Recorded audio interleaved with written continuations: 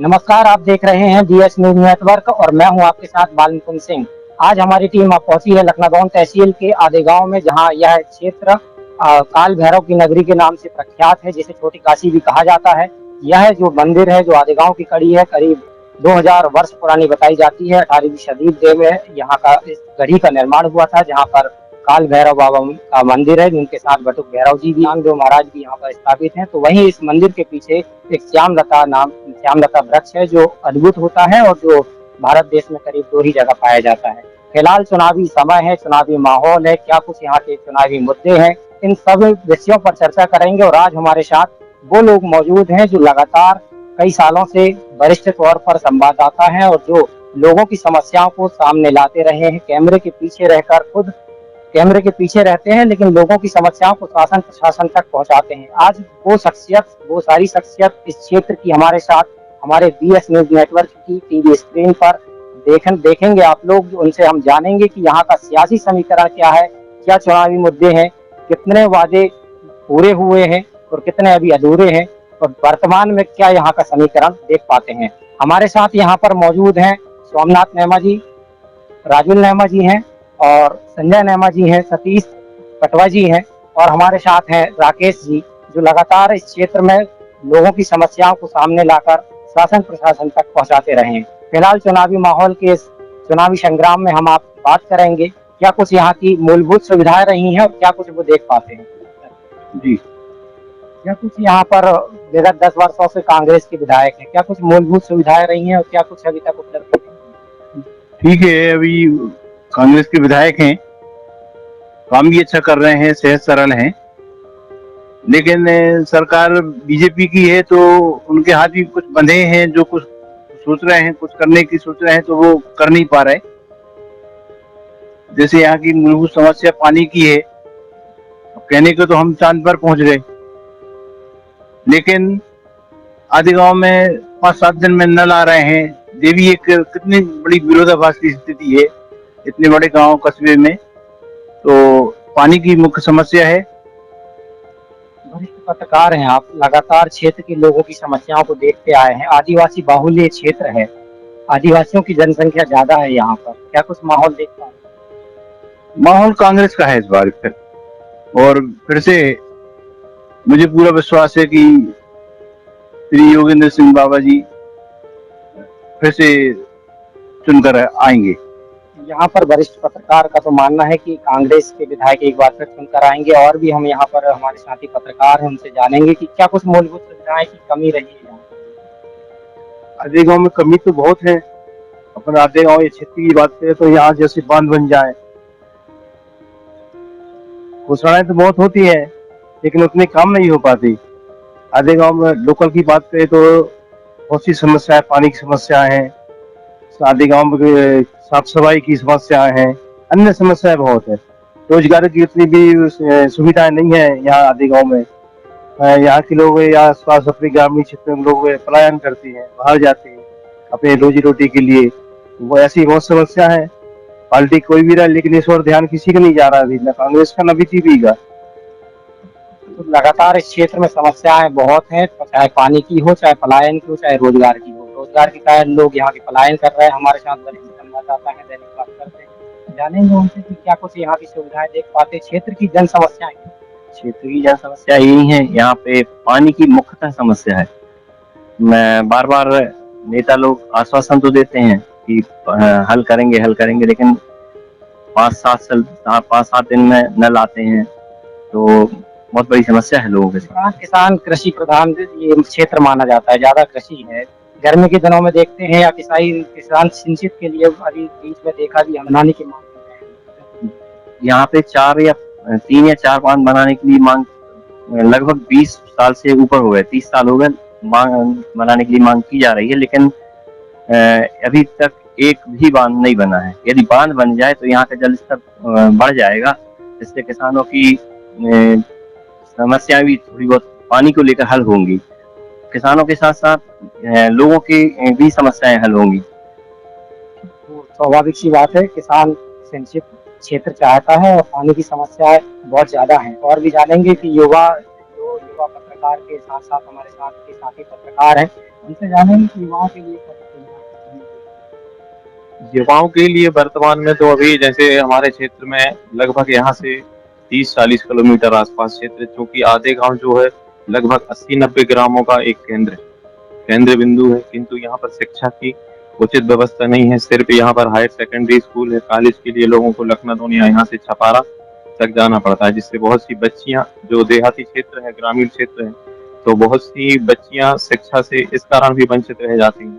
साथ ही स्वास्थ्य के क्षेत्र में यदि माना जाए तो आधे गांव प्राथमिक स्वास्थ्य केंद्र जो है, यहाँ पर वर्षों से सिर्फ एक डॉक्टर, बहुत से पद यहाँ पर खाली पड़े हैं, पर्याप्त स्वास्थ्य सुविधाएं नहीं है, और जबकि आधे गांव स्वास्थ्य केंद्र के अंतर्गत लगभग 70 ग्राम यहाँ पे आते हैं।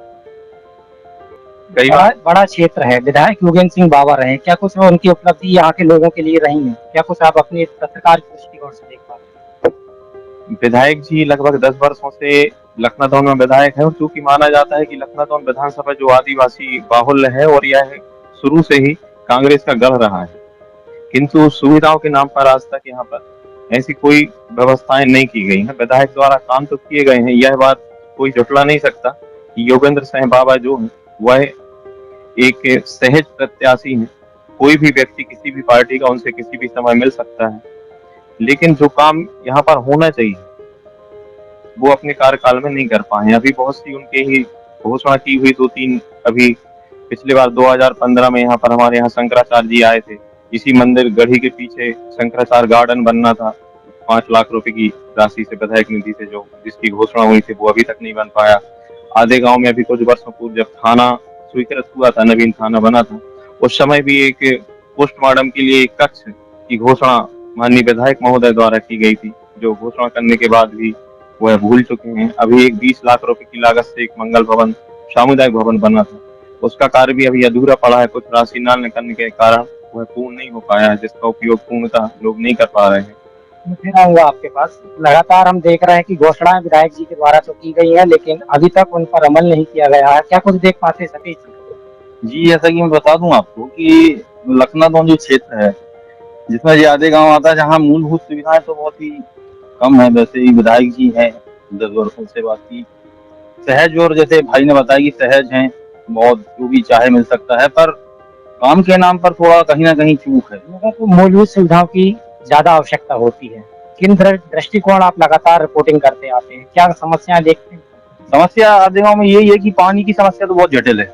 यहाँ पर हर 7-8 दिन में पानी आता है, और मेरे ख्याल से स्वास्थ्य व्यवस्था भी बहुत लड़खड़ाई हुई है। जहाँ की डॉक्टर, मतलब स्टाफ भी नहीं है, वहाँ पर एक डॉक्टर है, और बहुत समस्या है। बाकी आकर सब समस्याएं लगातार बहुत हैं और लगातार देखने में आ रहा। हमारे साथ मौजूद हैं BSNL नेटवर्क के वीडियो जर्नलिस्ट भी, उनसे भी जानेंगे, क्योंकि वो भी इस क्षेत्र से आते हैं, उनसे जानेंगे कि क्या वो कुछ देख पाते। अभी देखा जाए तो वर्तमान चुनाव चल रहे हैं, और लगभग यहाँ से 3 पार्टी जो है राष्ट्रीय पार्टी है, बाकी जो है अन्य 7 निर्दलीय है, 7 से 8 है, लगभग 12 प्रत्याशी हैं। देखा जाए तो अभी वर्तमान में गोंडवाना ज्यादा सक्रिय है, तो हो सकता है कि कांग्रेस का और भाजपा का समीकरण बिगड़ सकता है। कुल मिलाकर यहाँ पर अब चूंकि विधानसभा में 12 प्रत्याशी हैं, अब समझेंगे कि वर्तमान स्थिति क्या है, क्योंकि सब लोग अपनी अपनी नब्ज टटोलते हैं। चुनावी समर में सभी लोगों को अपने अपने क्षेत्र का अंदाजा होता है। सुनेंगे, जानेंगे यहाँ के पत्रकारों से कि वो क्या देख पाते हैं, क्या दृष्टिकोण है यहाँ के लोगों के। क्योंकि यहाँ पर करीब 28 ग्राम पंचायतें आती हैं, एक बड़ा क्षेत्र है, 70 से 80 ग्राम आते हैं, क्योंकि आदिवासी क्षेत्र है। लेकिन इस विधानसभा चुनाव में 12 प्रत्याशी हैं, कांग्रेस, भाजपा, गोंडवाना। भाजपा और कांग्रेस के बीच में गोंडवाना एक महत्वपूर्ण कड़ी होती है। क्या कुछ देखते हैं इस बार? हाँ, पिछले चुनाव में जरूर गोंडवाना सक्रिय थी, और इस बार लोग समझ रहे हैं कि हम यदि वहां वोट डालेंगे तो हमारी वोट बेकार जाएगी। तो लोगों ने इस बार कांग्रेस का मन बनाया है कि हम कांग्रेस को जिताएंगे। चरण देख पा रहे हैं आप, भाजपा, कांग्रेस, गोंडवाना, 7-8 लगभग 3-4 प्रत्याशी अलग से हो जाते हैं जो नए दौर पर खड़े हुए हैं। फिलहाल यहाँ पर टक्कर भाजपा, कांग्रेस, गोंडवाना।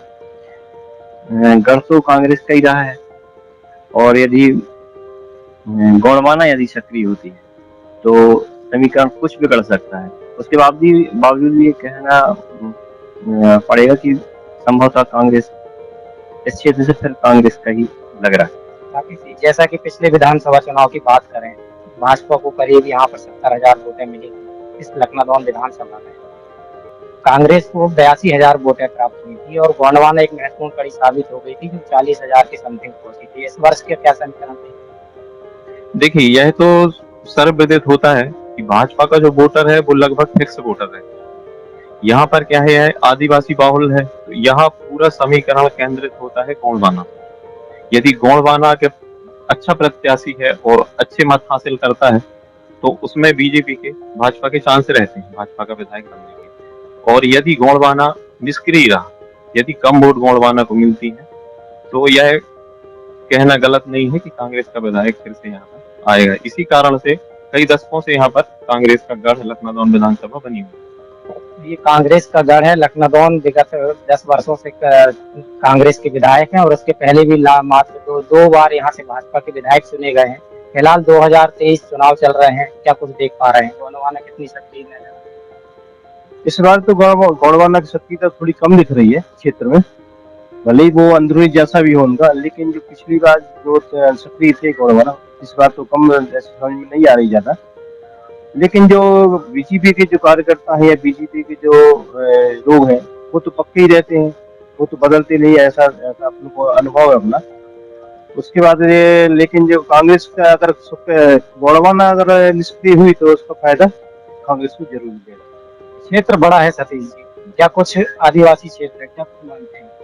नहीं, जैसा कि पता है कि कांग्रेस का ये गढ़ रहा है और ऐसा नहीं है, इस बार शायद कांटे की टक्कर हो सकती है दोनों तरफ।